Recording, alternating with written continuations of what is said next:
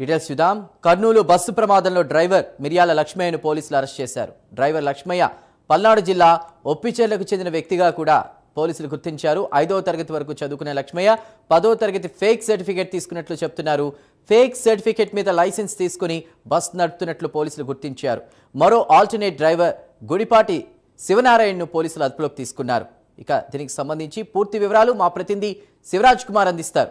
శివరాజ్, చందు, ఏదైతే నిన్న బస్సు ప్రమాదానికి సంబంధించి ఇద్దరు డ్రైవర్లను అదుపులోకి తీసుకున్నట్లుగా తెలుస్తుంది. ముఖ్యంగా నిన్న ఉదయం ఏదైతే ఒక ఆల్టర్నేట్ డ్రైవర్ ని అదుపులోకి తీసుకున్నారో, అయితే నిన్న మధ్యాహ్నానికి మెయిన్ డ్రైవర్ ఎవరైతే లక్ష్మయ్య ఉన్నారో అతను కూడా అదుపులోకి తీసుకున్న పరిస్థితి అయితే ఉంది. ముఖ్యంగా ఆ డ్రైవర్ నిర్లక్ష్యం కారణంగానే ఈ ప్రమాదం జరిగినట్లుగా అంచనాకు వస్తున్నారు. ముఖ్యంగా నిన్న తెల్లవారుజామున ఏదైతే 2:22 ఏదైతే పెట్రోల్ బంక్ లో శివశంకర్ అనే వ్యక్తి పెట్రోల్ కొట్టించుకొని అక్కడి నుంచి వెళ్ళిన అర్ధ గంటకు ఈ బస్ యాక్సిడెంట్ జరిగింది. ఏదైతే బస్ డ్రైవర్ ఈ బైక్ ను ఢీకొట్టిన అనంతరం ఈ ప్రమాదం అయితే జరిగిన చెప్పుకోవచ్చు. ముఖ్యంగా ఎవరైతే లక్ష్మయ్య ఉన్నారో లక్ష్మయ్య నిర్లక్ష్యంగా వ్యవహరించి 20 మంది ప్రాణాలకు బలి తీసుకోవడం జరిగింది. ఇప్పుడు ఏదైతే లక్ష్మయ్యను అదుపులోకి తీసుకున్నారో అతని నుంచి పూర్తి ఏ విధంగా జరిగిందనే దానిపైన పోలీసులు అయితే విచారణ చేస్తున్న పరిస్థితి. మరోవైపు ఎవరైతే ఆల్టర్నేట్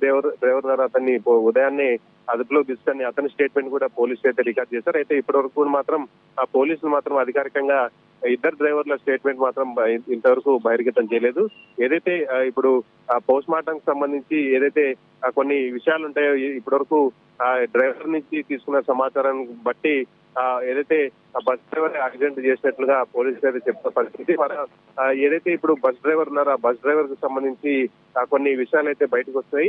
ఏదైతే డ్రైవింగ్ లైసెన్స్ కూడా ఫేక్ సర్టిఫికేట్ పెట్టి డ్రైవింగ్ లైసెన్స్ తీసుకున్నారని కొంత సమాచారం అయితే రావడం జరిగింది. ఇప్పుడు ఎవరైతే ఆల్టర్నేట్ డ్రైవర్ ఉన్నారో అతన్ని కూడా అదుపులోకి తీసుకున్నారు. వారి డ్రైవింగ్ లైసెన్స్ కావచ్చు మిగతా విషయాలపైన ఇప్పుడు అధికారులు ఒక్కొక్కటిగా విచారణ అయితే చేస్తున్నారు. ఇప్పుడు కొత్త కోణాలన్నీ యాక్సిడెంట్ సంబంధించి ఒక్కొక్కటిగా బయటకు వస్తున్న పరిస్థితి అయితే ఉన్నాయి.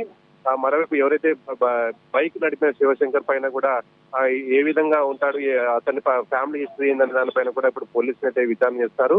ఏదేమైనప్పటికీ దేశవ్యాప్తంగా సంచలనం రేపిన బస్ యాక్సిడెంట్ లో ఇప్పుడు ఏదైతే కొత్త కోణాలు అయితే బయటకు వస్తున్న పరిస్థితి అయితే ఉంది.